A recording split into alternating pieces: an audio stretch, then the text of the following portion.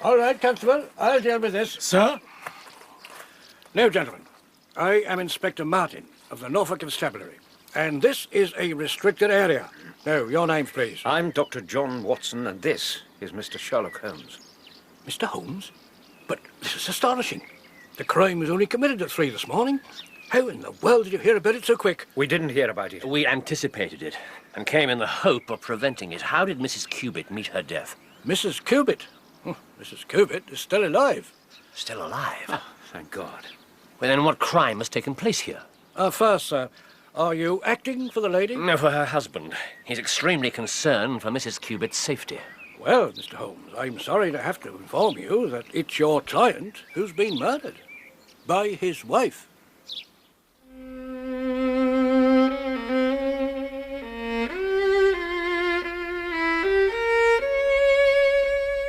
The Dancing Men by Sir Arthur Conan Doyle.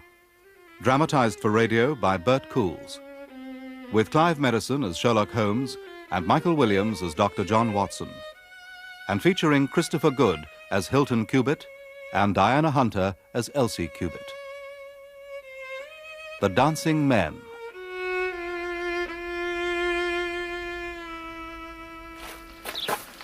It's a terrible business. She's for the gallows, if she lives. What do you mean? Her condition's critical. The doctor's with her now. Oh, after she killed him, she shot herself. Why in the name of heaven? Oh, well, that's the question. Now, gentlemen, you say you had prior knowledge that something was going to happen here? We did. You must have important evidence that I lack. Only the evidence of the dancing men. The dancing men... I'll explain it to you later. Later, but, sir, if it's relevant... Inspector, will you associate Mr. Holmes in your investigation, or would you prefer that he work independently? Well, I'd be proud to feel that we were acting together. In that case, if you let him do things in his own fashion, he'll share the results with you as soon as he can. Oh, very good, Doctor. But I must say, this does seem a perfectly straightforward affair. Like I said, the only mystery is why she did it. By all accounts, they were the model of a happy couple.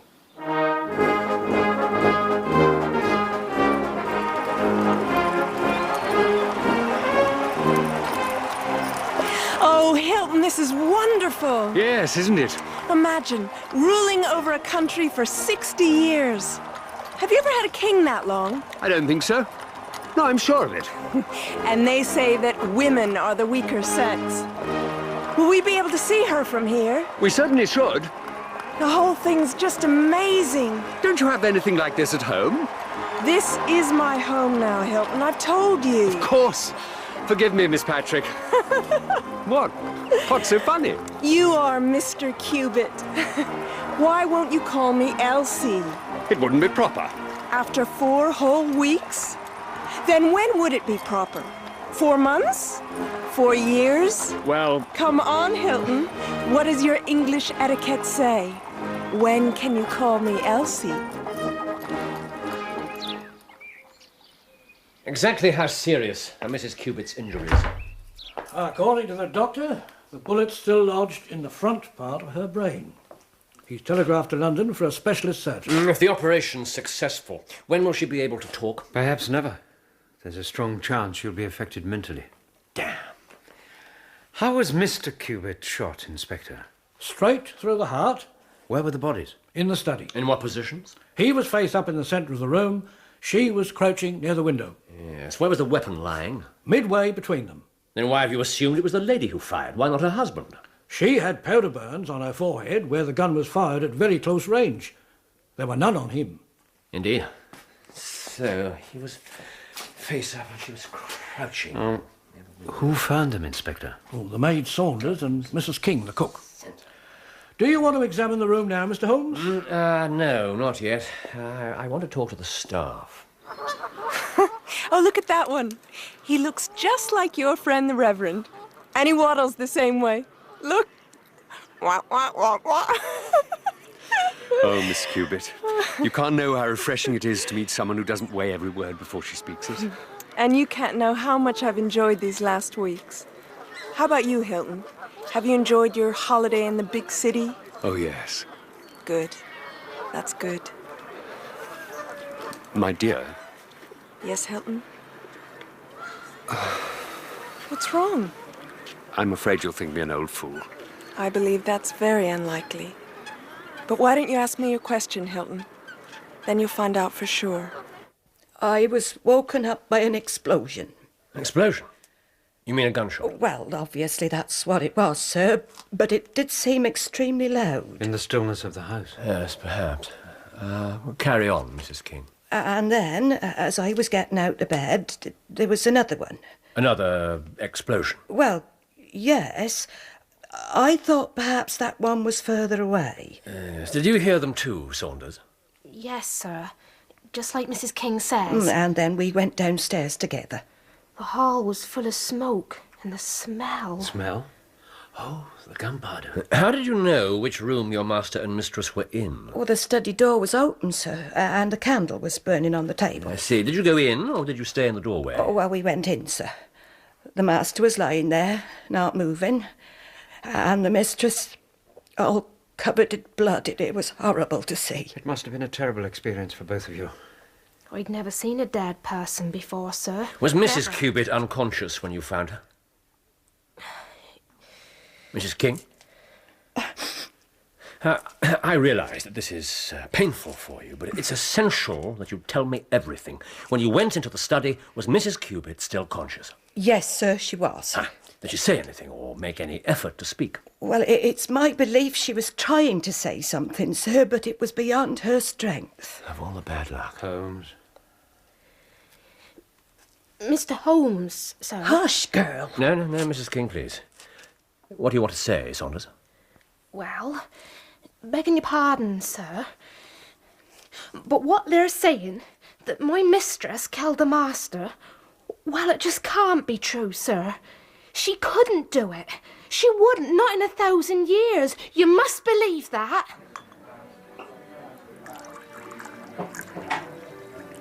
Thank you. Yes. Thank you. Madame, Monsieur. Well, my dear, to the future. Oh, yes. To the future.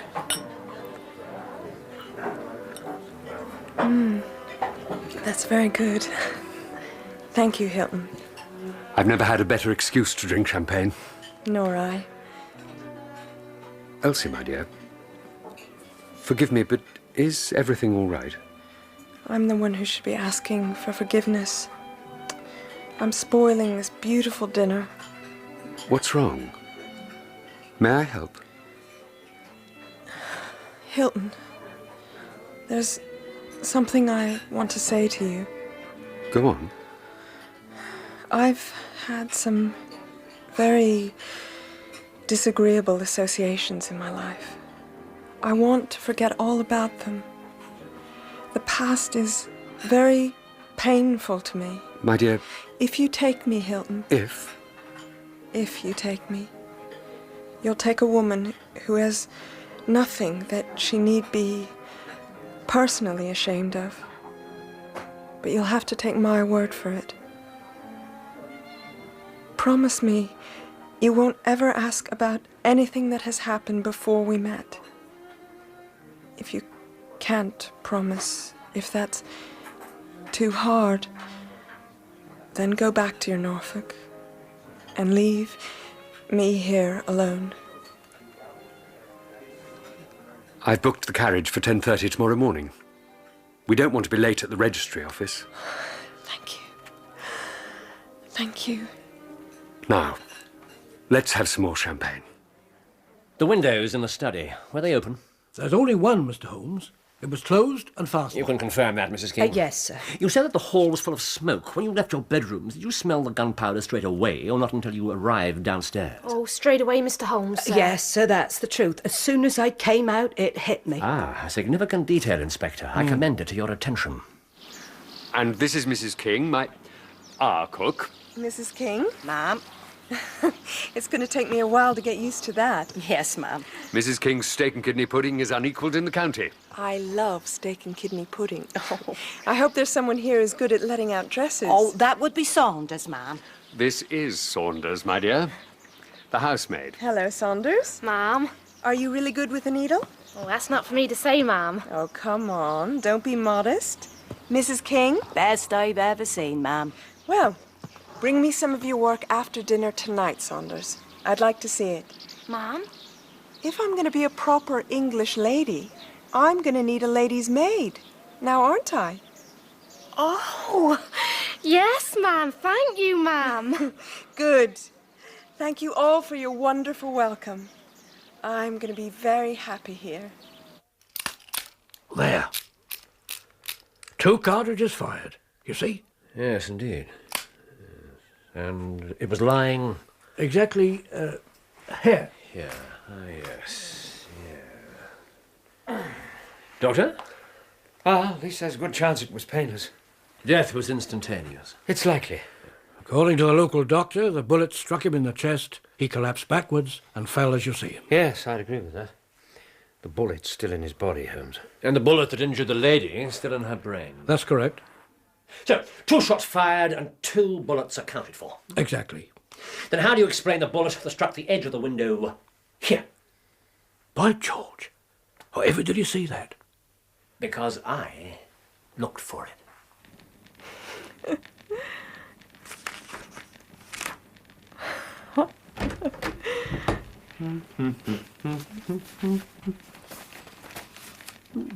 Elsie, my dear, What is it, Hilton?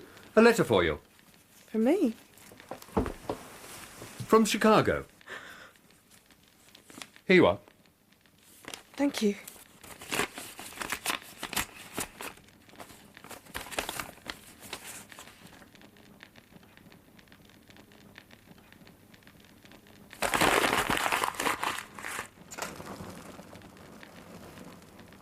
My dear. Hilton. Of course. I shall be in my study until lunch. Enjoy your book. This turns the whole case around. If a 3rd shot was fired, a 3rd person must have been present. Yes, quite so. Well, who was he? I mean, how did he get away? All the doors and windows were fastened. But when Mrs. King and Saunders left their rooms, they were immediately conscious of the smell of gunpowder. Yes, you said that was important. I'm afraid I didn't quite follow It was you. only moments after the guns went off. The fumes couldn't possibly have spread so rapidly without a through draft. Ah, so when the shots were fired, this window must have been open. Not all of the shots, necessarily. But how did it come to be shut when the servants arrived? Watson, you'll confirm that a person in shock frequently performs the most mundane, everyday tasks, quite unconsciously, I mean. Such as closing a window. Yes, that's quite true. By George. Now, is this Mrs. Cubitt's handbag? Yes, it is. Has it been moved? Only just enough to examine the contents. That's exactly where it was dropped. Thrown. You can see where it struck the edge of the desk before it fell.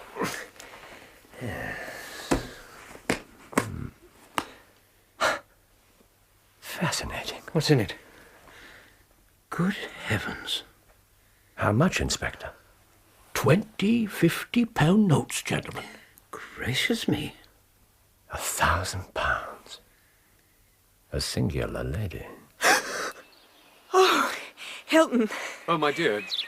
Did I startle you? No, of course not. Isn't it a lovely day? Yes. Have you seen the stable boy? No, not this morning.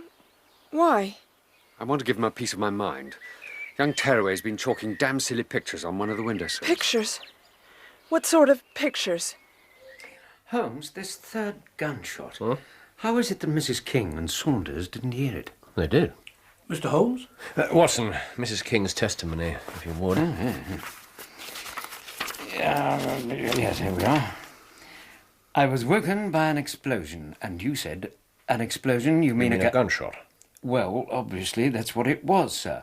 But it did seem extremely loud. Carry on, Mrs. King. And then, as I was getting out of bed, there was another one. Another explosion? Well, yes. But she wasn't sure. She wasn't at all certain. Thank you, Watson. You see, Inspector. I'm sorry, sir, but I'm still in the dark. Forgive me, but is this the way you always work together? Yes.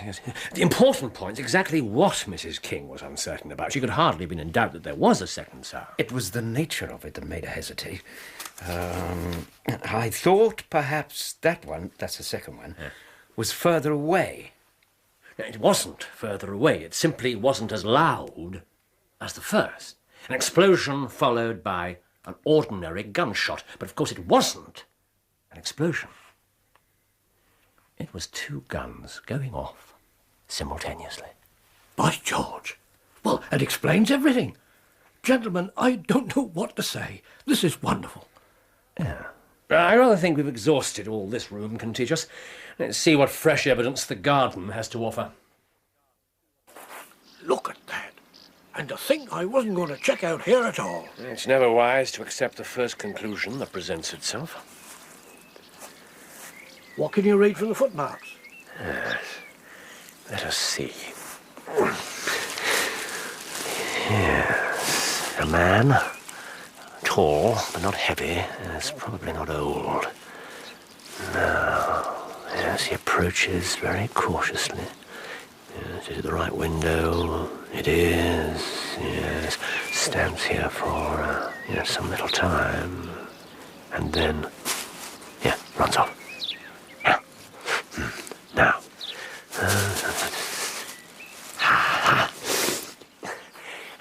Look at this. What have you found? The cartridge from the third bullet. Oh. The gun had an ejector. Yes, this is American. I think, Inspector, that our case is almost complete.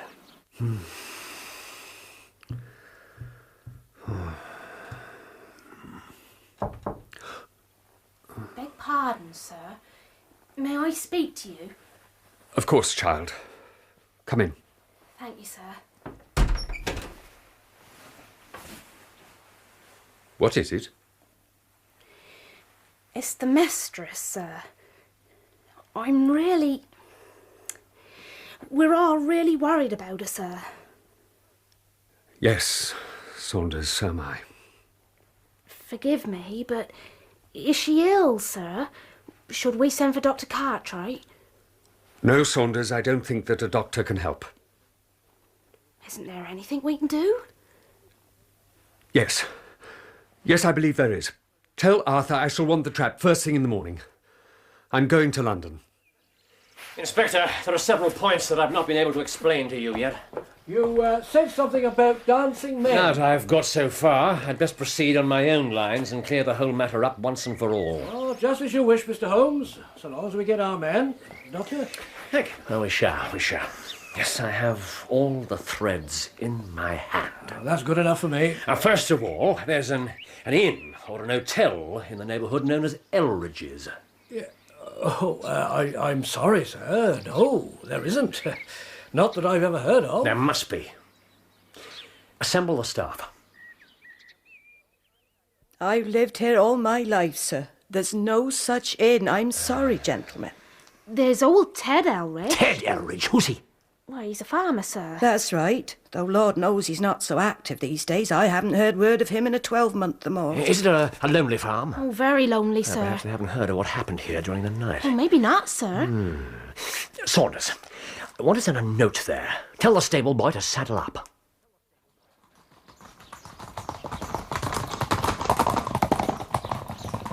Well, this whole thing's out of our hands now. Out of our hands? Yes, for the present. If you'd like to stroll with us a while, I think we can help you pass an interesting and profitable hour. The first we knew of this whole business was when Mr. Cubitt engaged Holmes to look into the mystery of the dancing men. The dancing men? Well, they keep cropping up, whoever they are. I've seen neither hide nor hair of any dancing men. And it's time that situation was rectified. The dancing men. But it's just a child's scribble. Just a child's scribble. That's exactly what I thought. Then why do you attribute any importance to it, Mr. Cubitt? I never should, Doctor. But my wife does. This child's scribble is frightening her to death. Oh, it's nothing.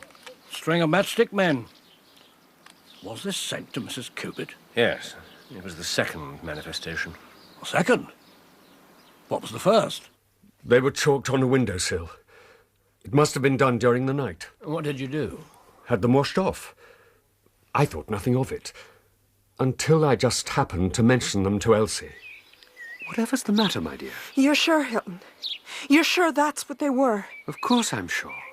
Why are you so concerned? I told you, it's just the stable boy. Hilton, I want you to promise me something. Of course, Elsie. Whatever you want. If it happens again, if any more come, I want to see them. Straight away. I don't mind telling you, gentlemen, I was amazed that she should take it so to heart. It's a thousand pities that we don't have a copy of the first drawings. Did your wife recover from her shock, Mr. Cupid? Not entirely, Doctor, no. She was on edge all the next week. As if she were expecting something to happen. Exactly so. And when it did? My dear, What is it? I just found this lying on the sundial. Look. Let me see.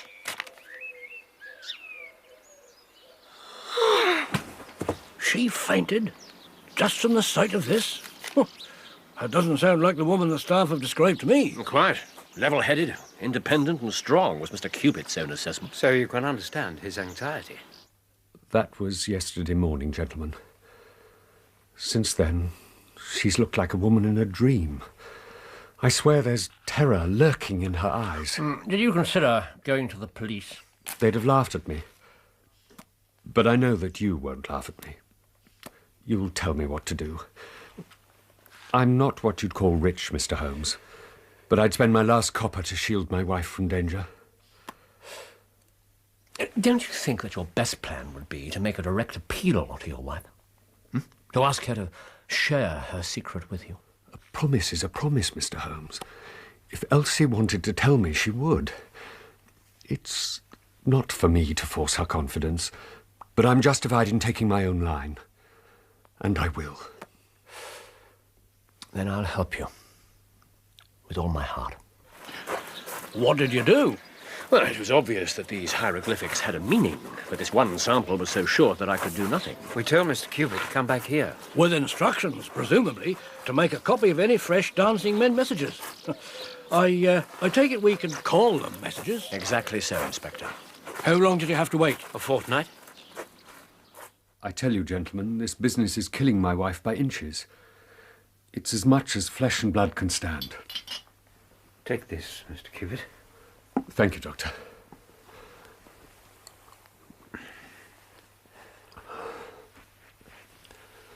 Mr. Holmes, my Elsie is wearing away before my eyes. Has she said anything yet? No, sir, she hasn't.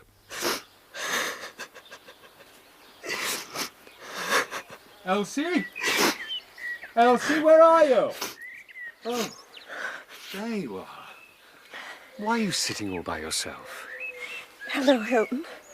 Oh, my love. If only you knew how it hurts me to see you so miserable. I do know it. I do.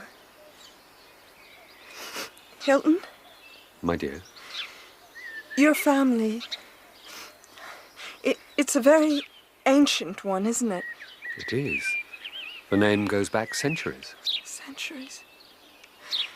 And I know you've always taken great pride in your reputation and your honor. Well, yes, of course. What would happen? Just supposing... Go on. I can't. Forgive me. She simply couldn't bring herself to say any more. I dare say I was too clumsy with her. No, I think not. You said in your wire that you'd found out several things for yourself. A good deal, Mr. Holmes. I've several fresh dancing men pictures for you. Ah. 3 of these are identical. What? Oh, thank you. And more important, gentlemen, I've seen the fellow. What? He'd seen the man who'd been drawing them? Yes. But I should give you the events in order. Firstly, the messages. Well, they mean no more to me than the first one, I'm afraid. Did Mrs. Cupid see these? No, her husband had them washed off as soon as he'd copied them. And then he decided on more drastic action.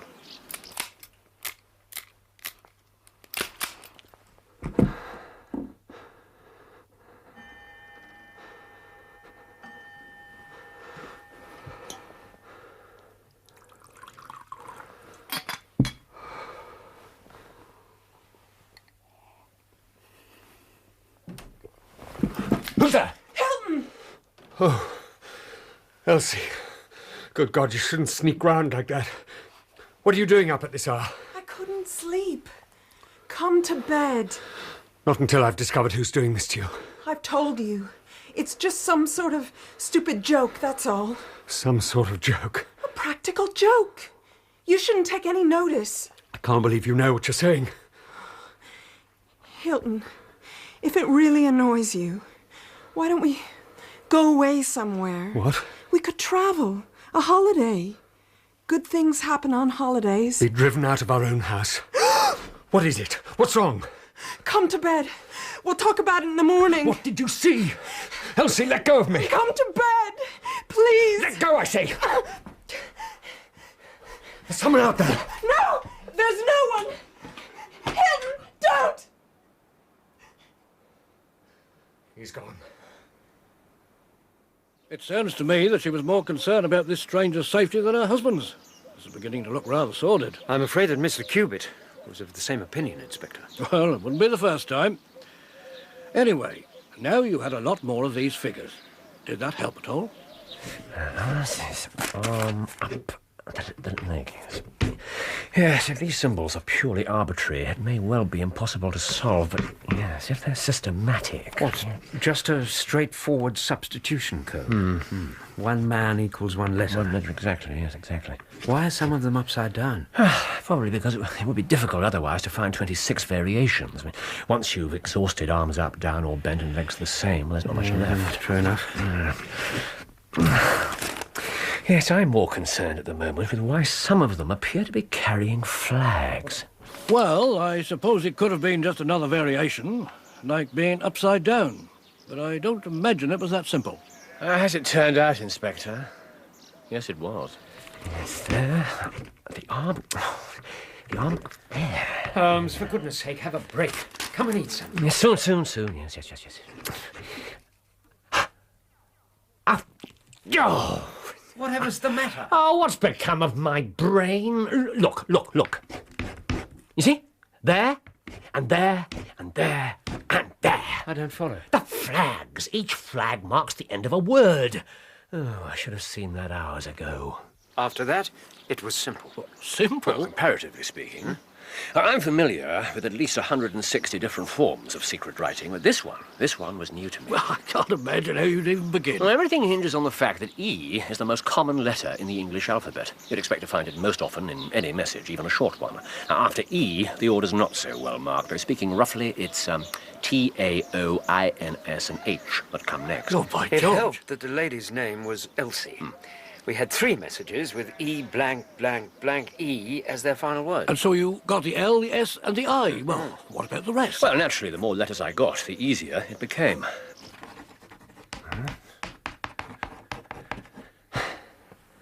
There. Well done. Thank you. But what does it all mean? Well, it means that at least I can take a practical step at last. No. Watson? What's the matter? Well, aren't you going to ask me who I'm telegraphing? If I did, would you tell me? No. It's too early. In the business. Exactly. So no, I'm not going to ask you. It wouldn't be logical. Touché. Excuse me. There. Excellent. Mrs. Hudson? So there was some useful information in the messages. Vital information, as it turned out. And your telegram? Was to clarify a vital point. Ah. Yes, of course. We spent an impatient couple of days waiting for the reply.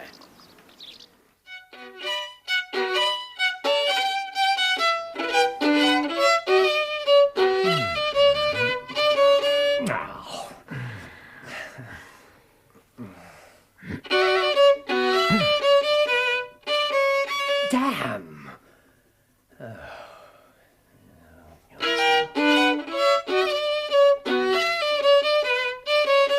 This is ridiculous! Holmes. My apologies.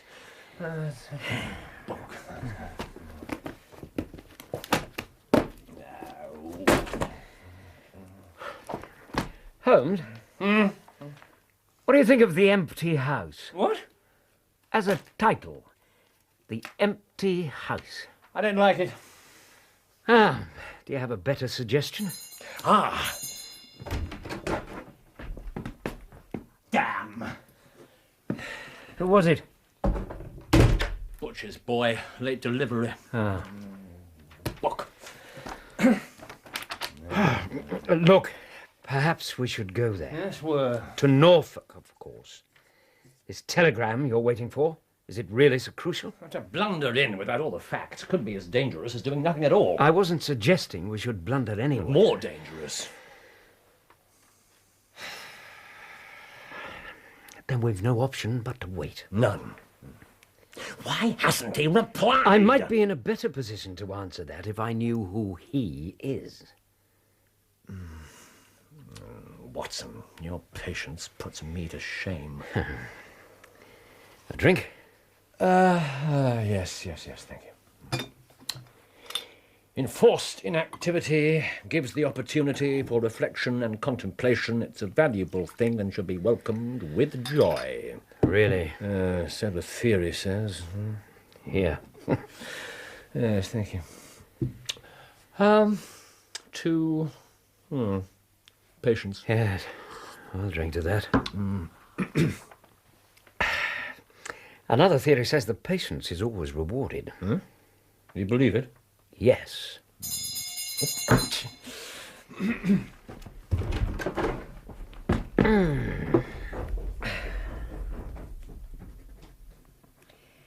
The Empty House. Yes. Good. Oh, dear. Thank you, Mrs. Hudson.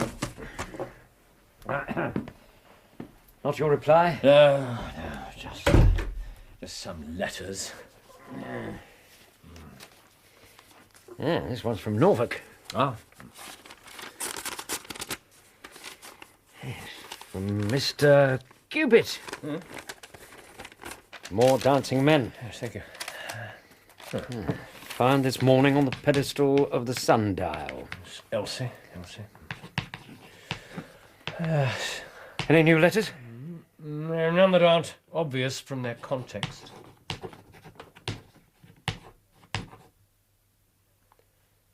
We've let this affair go far enough. Look.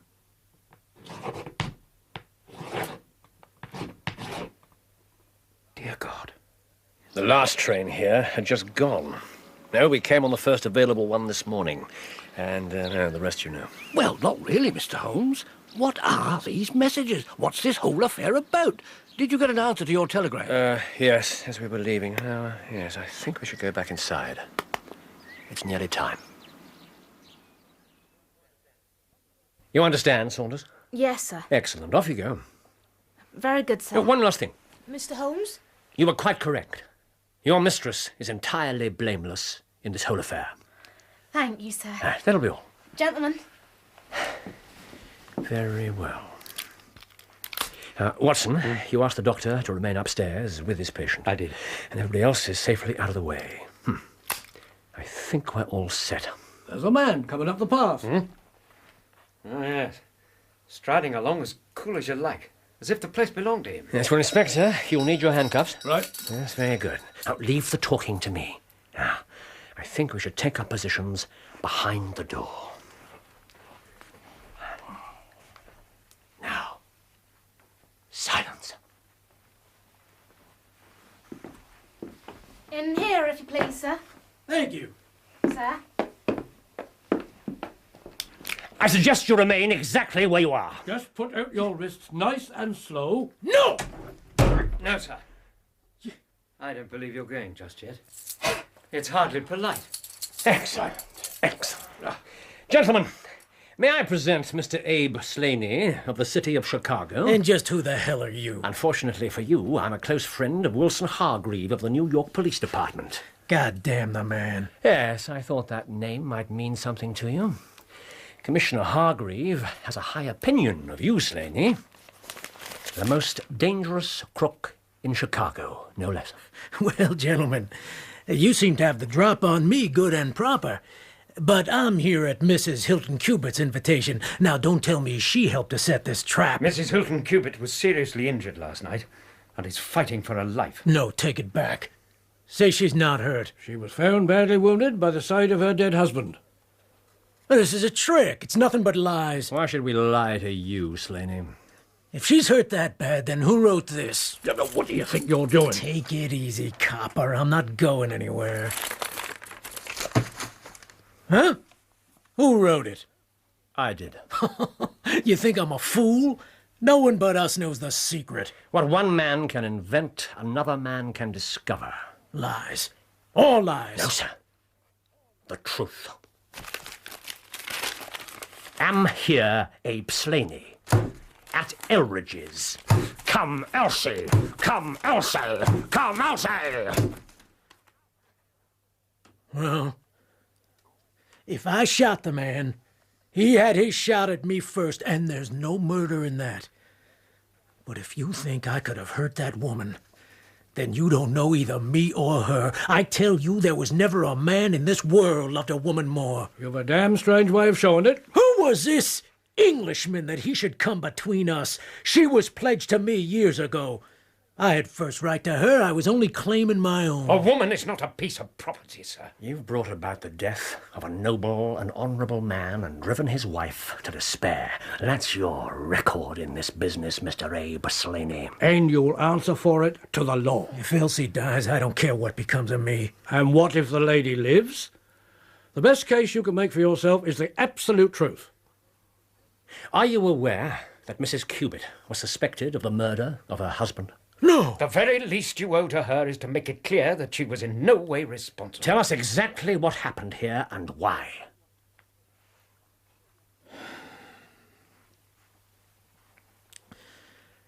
There were 7 of us in a gang in Chicago. Aunt Elsie's father was the boss.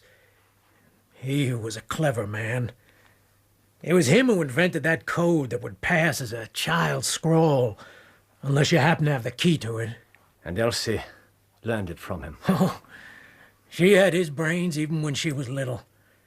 She learned a good few of our ways, but she couldn't stand the business. She had a bit of money of her own. Honest money. Yeah! Honest money. So, as soon as she was old enough, she gave us the slip and got away to London. Where you tracked her down and made her life a misery. How long have you been in this country? A month. I tried everything I could to get her to come away with me. And when your coaxing didn't work, you turned to threats. The final message, Inspector. Elsie, prepare to meet thy God. That one worked. She sent me a note. I was to meet her here. 3 o'clock this morning.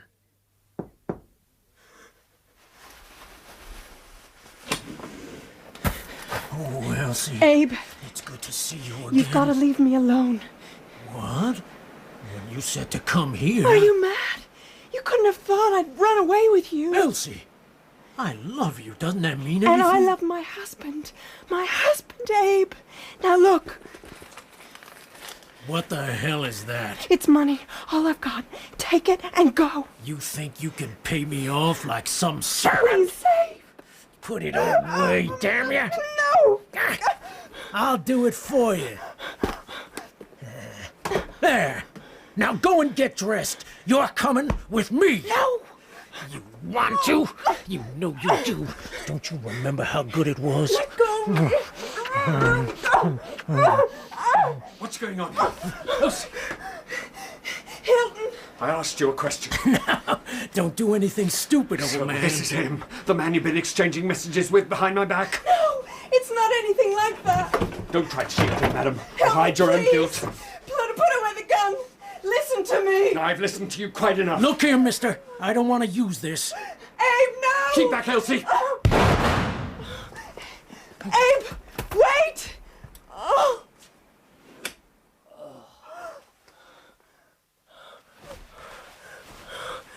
Hilton, my love. Oh, God. I'm sorry. I'm so sorry.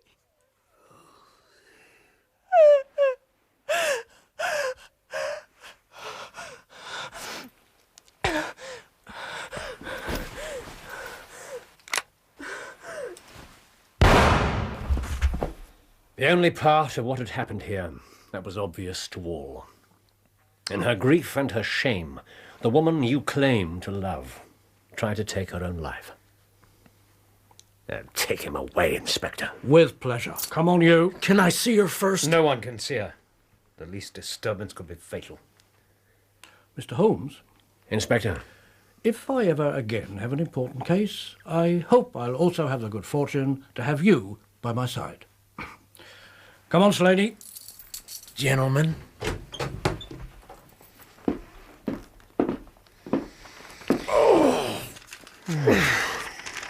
What does it say, your note to him? Simply, come here at once. The content didn't matter, only that he was convinced that it came from the lady. So, the dancing men served a purpose for good at last. Yes, and you have something unusual for your notebook. Yes, indeed. But I doubt if I'll ever write it up. What? Well, we failed, didn't we? An innocent man killed, his wife at death's door. Yes, and there's something else. Something Slaney said. Ah, yeah. Will a jury see it his way, do you think? It's impossible to say. In any case, speculation's pointless. We'll know soon enough. It's in other hands now. Yes, you're right, of course. But if I had any say in the matter... Let it lie, my friend. 8 minutes past. 3:40 is our train. Abe Slaney was condemned to death at the Winter Assizes in Norwich, but his penalty was changed to penal servitude, in consideration of mitigating circumstances and in the certainty that the dead man had fired the first shot. Of Mrs. Hilton Cubitt, I only know what I have heard, that she recovered entirely, and that she remains a widow, devoting her whole life to the care of the poor and to the administration of her husband's estate.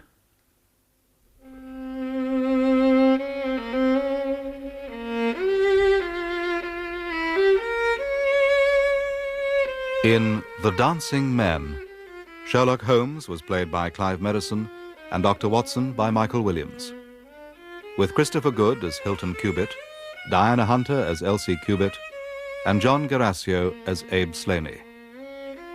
Inspector Martin was played by Peter Tuddenham, Mrs. King by Jill Graham, and Saunders by Sue Broomfield. The violinist was Leonard Friedman.